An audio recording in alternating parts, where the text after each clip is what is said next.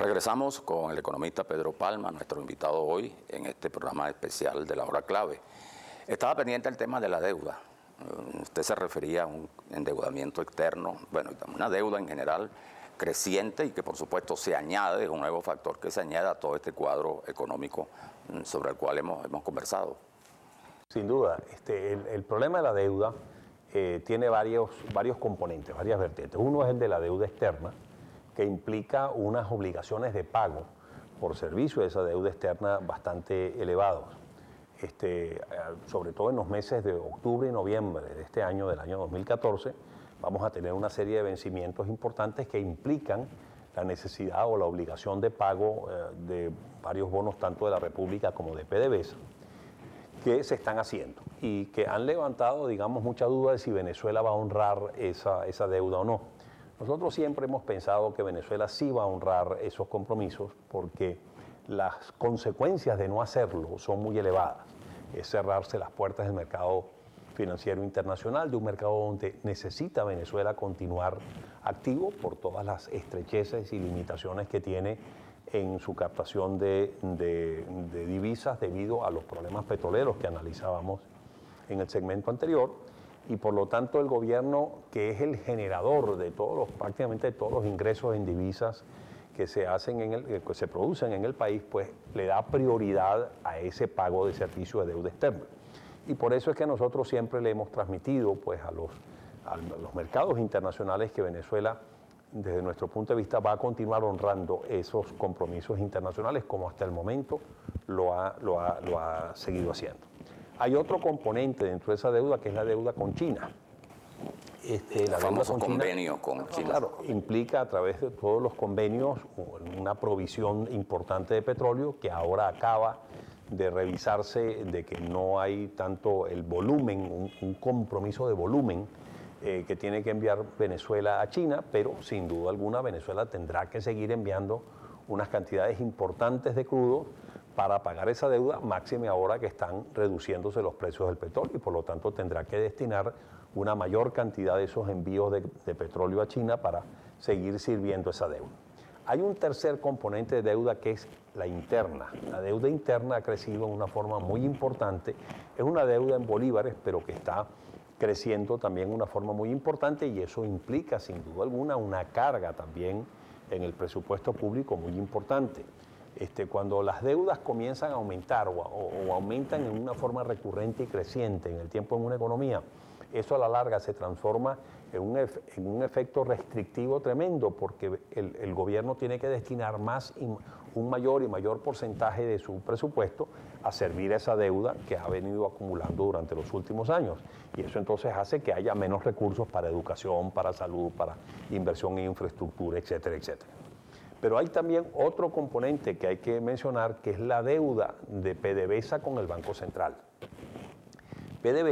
A PDVSA la han puesto no solamente a ser el gran financiador. A hacer de todo. A hacer de todo. Y el gran financiador, digamos, del Fonden y de estos fondos creados por el gobierno para financiar gasto público, que conjuntamente con las reservas internacionales del Banco Central han implicado una transferencia de fondos enorme de recursos hacia esos fondos. Pero también han puesto a PDVSA a financiar las misiones, los programas sociales. Y eso ha implicado que PDVSA tenga que hacer gastos en una magnitud extraordinaria, para lo cual no tiene ingresos, entre otras cosas porque pues, está obligada a vender el grueso de los dólares que genera por sus exportaciones petroleras a un tipo de cambio artificialmente bajo, de 6.2842, de 6.30 al Banco Central, que le genera muy pocos bolívares, pero tiene una enorme cantidad de compromisos en bolívares, tiene que gastar mucho más de lo que le ingresa. Y por lo tanto tiene que endeudarse. ¿Endeudarse con quién? Con el Banco Central. El Banco Central se ha transformado en el principal financiador de ese gasto público deficitario de PDVSA. Hoy en día PDVSA le debe cerca de 600.000 millones de bolívares en términos netos, o sea, lo que le debe menos los depósitos que mantiene el Banco Central.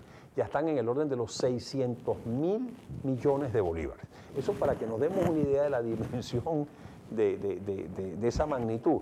Si la convertimos al tipo de cambio que se aplica a los dólares de PDVSA cuando se los vende al Banco Central, que es 6.30, eso significaría 95.000 millones de dólares de deuda.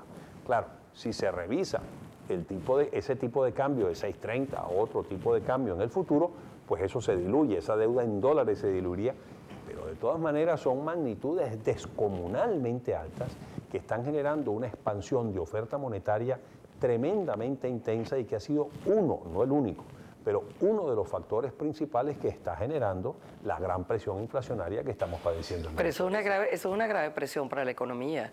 Y además nos compromete, y hablando de compromiso, usted que mencionó el caso de China, esos compromisos de petróleo del futuro no están también, no están también de alguna manera generándonos compromisos que posteriormente nos vamos a ver en la necesidad de no poder honrar. Bueno, mira, Maggie, lo que pasa es que esos son compromisos que tú los generas, esos son ventas anticipadas de petróleo. O sea, tú recibes hoy dólares que te presta o que te da China a cambio de que tú mañana le suministras petróleo. Pero ese petróleo que tú lo suministras a futuro no te van a generar ingresos, es utilizado para pagar la deuda o los fondos que tú hoy estás adquiriendo. Bueno, cuanto mayor sea esa deuda, cuanto mayor sea ese compromiso y cuanto menor sea la posibilidad de incrementar producción localmente, internamente, que permite incrementar también los volúmenes que tú puedas mandar a China, pues eso no significa otra cosa, sino que lo que te queda para exportar que te genere caja, obviamente también disminuye. Ahora, ese cuadro obligaría a un plan de ajuste, a ciertas medidas, ¿no? Sin duda. Sin duda alguna, es plan de ajuste que, como ya decía al principio, se debió haber implementado este año. Y el gobierno... Incluso se habló de eso y hubo reuniones del ministro Ramírez con sectores financieros en París. De que Ramírez estaba montando un plan de ajuste que quedó prácticamente en nada con la salida de Ramírez. Está en stand-by, pero las consecuencias, las razones que llevan a la necesidad de ese ajuste están allí, y no solamente están allí, sino que están creciendo. Cada vez más se están profundizando más y por lo tanto las necesidades de un ajuste cada vez más severo se están materializando en lo que será nuestra realidad económica futuro. Bueno, podemos seguir conversando al regreso de la pausa sobre este mismo tema. ¿No tenemos una pausa en este instante? Ay, qué lástima, estoy tan interesada, se nos acabó el programa, yo no lo puedo creer. Bueno, lamentablemente, Manuel Felipe, pero es interesante lo que él dijo al final. Mientras más tardemos en los ajustes, mucho más severos tendrán que ser y mucho más graves serán las consecuencias. Esa es la clave. Esa es la clave. Buenas noches.